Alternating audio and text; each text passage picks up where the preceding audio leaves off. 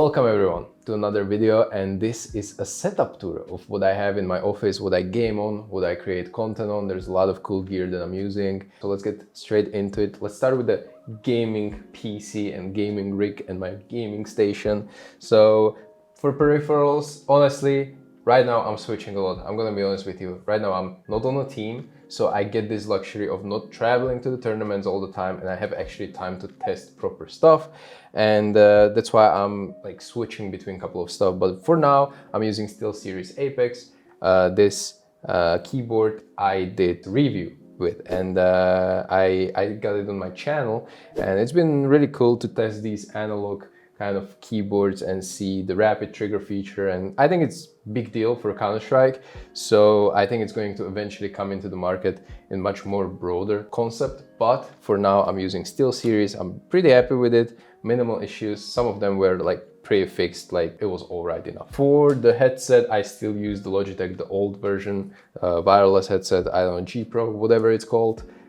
Pretty solid. I have no issue with it. Really easy to travel, comfortable at the same time. I know there's a new version out there, but I didn't get a chance to test it yet. Maybe one day Logitech hit me up. Razer mouse, this is what I've been starting my gaming career on, but throughout the career I switched to different bunch of mices, Logitech and Zoe, etc, etc. But I came back right now to the Razer one, the wireless version obviously, that other V3 Pro version.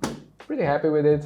Everything's really fine with the shape and the whole weight of the mouse. I think it really suits my grip and suits my aiming style. So for the mouse pad, actually I'm using something new. Okay, so I've been using Saturn Pro, and it's pretty nice cloth or fabric that they're using. I think it's pretty solid. It really goes well with the mouse that I'm using, and honestly, I'm just testing a bunch of other mouse pads because I really got into glass mouse pad as well, which is, by the way, right behind you. You can check it out right now. You can turn. This is a glass mouse pad that I was using, but you know, I had one issue with it, and that was that I couldn't really travel. So it was unfortunate because whenever you travel with these kind of glass pads, you are bound to break them at some point, and I really didn't want to do it. But I was traveling to a LAN, I was practicing with this mouse pad before, so glass pad is all right. I think it's a good general mouse pad or glass pad, but I think I'm sticking with the fabric one, so I'm going back to the old ways. Let's talk about the table. I think it's the same one as I did in the last setup tour. I think it's from IKEA. I will put an exact name on the screen. It's height adjustable. I don't really adjust height. I think it's still 73 centimeters or 74. Nothing too crazy. For the chair, still using the same thing. Shout out to mousesports for getting me this like 5-6 years ago. I'm still representing them, but I just cover up the logo. I'm sorry, guys. I have a floor pad as well, just to fix my, you know, rolling around the room when the... Officer, I got one question for you. When I'm gaming at night, so my neighbors are not really pissed at me for rolling or moving around my chair way too much. But it is nice. I think I got it as a kind of sponsorship or gift deal. So if your neighbors are mad, worth considering this investment. For the displays, I have something that is pretty standard within CS, and that is Zoe BenQ. The right model is going to be on the screen because I don't remember all the letters and numbers. This one is my secondary monitor, which I use purely because of productivity, and I primarily play on this one. This one is there to, you know, browse internet, watch streams, watch YouTube, listen to music, do stuff. But this is my gaming primary monitor. This is my love, and this is what I use and what I look at for the most of my day. Webcam, pretty standard. I got a Logitech C930, I believe. This is what I use for streaming, but we will get into stream setup soon. First, we will cover the whole gaming setup and Nvidia settings and in-game settings. So I think, looking around, I think I covered everything that I needed. And I think we can go into setup of the computer. Let's start with the Nvidia control panel, because this is, you know, alpha omega of every single pro player. They want to change this as soon as they get to the computer, to the new one. this is what I use. So right now, I have 3D image settings maxed out to performance. For managing 3D settings, I think I have everything on default apart from few things. Vertical synchronization is off, and also power management mode is preferring maximum performance. And last thing, I have low latency mode on ultra. So this is what I use, and I've been pretty happy with it. I don't know, I don't know every single detail, what is happening in every single option, but this is what other pro players are usually using, and therefore I don't want to be any different, so I'm using the same stuff. For the resolution, I am on 360 Hz. This is 360 Hz monitor, so I would be stupid not to use it. For color settings, everything is on default, very boring stuff as well. And for adjusting desktop size, I have scaling on GPU, and I'm overriding the scaling mode in the games and programs. Everything looks pretty fine, I would say. This is all for Nvidia settings. Let's move on into my Steam settings. Let's start with the Steam settings. So Steam settings is also very, very easy. I'll just speed run through it. Where's the, oh, it's here now. So settings for in-game stuff, I have overlay shortcut on Del, so I don't accidentally, shift tab into the Steam overlay whenever I want to walk and check a scoreboard in CS. So I instantly change that. And for in-game launch options, I'm using dash novid, which I don't think in CS2 ever it really works, so I don't think you need to have that.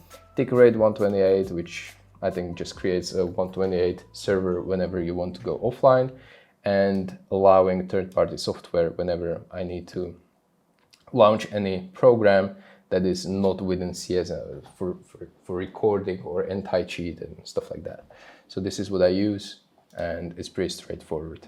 For mouse, I think we can head real quickly into control panel so you can see what I use, but it's gonna be pretty default-ish. I turn off pointer precision, so that's like how is it called in English, really?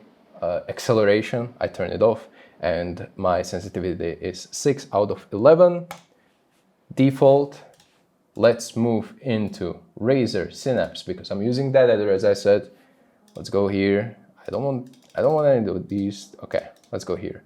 So my that editor V3 Pro is on 400 dpi and 8000 Hertz polling rate. This is thanks to obviously the hyper polling wireless dongle that I have from Razer. So this is coming, you have to, I think, buy it separately, I'm not sure, but this is what I received and it's going pretty well. So I'm using 8000 Hertz, and then everything here is pretty much default-ish.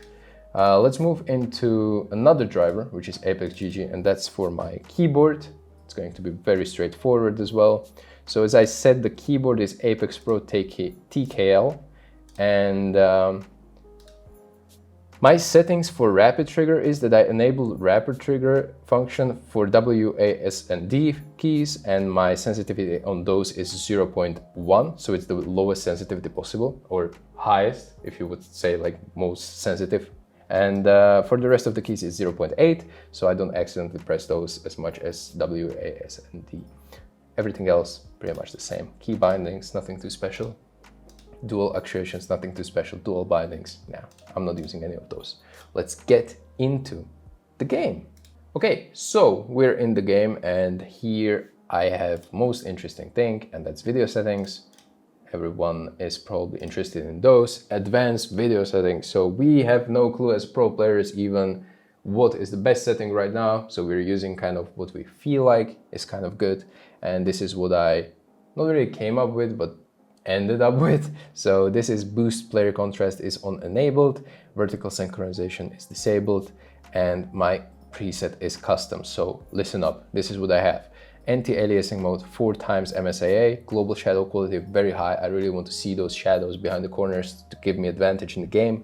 Model/texture detail is on high. Texture filtering mode is anisotropic 16x. Shader detail high. Particle detail is very high. Ambient occlusion is high. And then high dynamic range is on quality. Fidelity FX, which is super resolution, is on disabled. So that means highest quality. And reflex low latency is actually for some reason disabled, but it should be enabled and on the boost. So for some reason I had it switched off, and this is how it should be. Everything else that comes to the config, I will link down in the description below of this video, because it's kind of pointless for me to go over everything. I have a couple of binds that I'm using, I have demo binds that I'm using, everything will be found down in the description, so feel free to do that.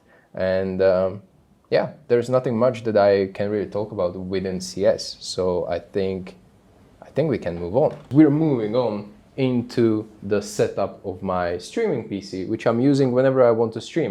I hate streaming on one setup because it's lagging, and my FPS is dropping like crazy, and I just really can't tilt because of these things. That's why I set up a secondary PC, which is good enough for me to stream and maintain good performance on my actual gaming PC. So I'm gonna put on the screen all the peripherals that I'm having inside of this computer, all the software and hardware that I'm using, and it's pretty easy. Like it's nothing too crazy. Whenever I upgrade something on my gaming PC, that upgraded thing, or the thing that got upgraded, is going into the streaming PC. So I kind of have both PCs ready to play on in case I'm playing official or tournament and this PC dies for some reason. Well, I have backup ready right here. So I'm gonna just switch up the cables, I'm gonna boot up the game, I'm ready to jump into the game, so we don't have to forfeit the game or call a stand-in which doesn't know how to play. So this is streaming PC. As I said, it's pretty powerful, but at the same time it's maybe a little bit overpowered for streaming, but I don't mind. It's a backup PC, so I'm moving slightly here. As you can see, I'm slowly drifting away from the gaming PC into the second table, which is something that I'm using quite a lot actually lately, and that is my content kind of station. This is where I create content for YouTube, for any kind of social media that I have, short form or long form, and it's been fun. I've had a lot of time lately thanks to me being not on a team, and that's why content creation is something that I try to dabble with, and it's been a really enjoyable process so far. I'm using a couple of cameras here and a couple of I have a ring light right there, I have like a laptop here which I can create scripts on, and it's really all just neatly ready for me to shoot. I want this place to be as ready as possible, so whenever I have an idea, I'm gonna come here, note it down, prepare it a little bit, launch a camera. It's right here. I'll just pop it in. I will put my mic on, which is right here. So it's just like I have right now this one, but this one is ready for content creation. I'm gonna put the mic on and I'm ready to talk to the camera, putting up a little bit of light here. Ta-da!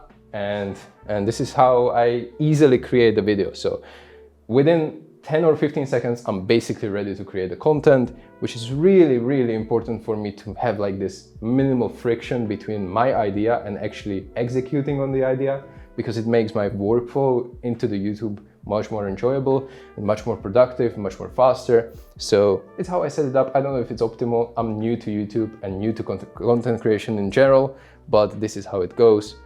I like it. If there's some improvements to be made, just let me know. I guess I don't know anything about it, but it's fun. And this journey of content is actually the reason I'm making this video as well, because you guys asked me, how is my setup? What am I using? What am I not using? What am I recommending? And I think this is kind of important to, update my setup tour every now and then, because I get to try a lot of cool stuff. Some of them are really nice that I wish more people know about. And maybe through my content and through my Twitch streams and through this video, you get to realize that there's actually nice pieces out there that you can go for and you can test out yourself to improve yourself in the game. And I'm quite happy to share those. So if you like this video, maybe drop a like, maybe subscribe. If you consider it, I'm gonna be really, really happy. And also if you want or are interested or of any gear from this setup that I did, you can find all the links down in the description below. And I'm gonna be honored if you check them out. So without further ado, let's move on into the next video that YouTube thinks you will like.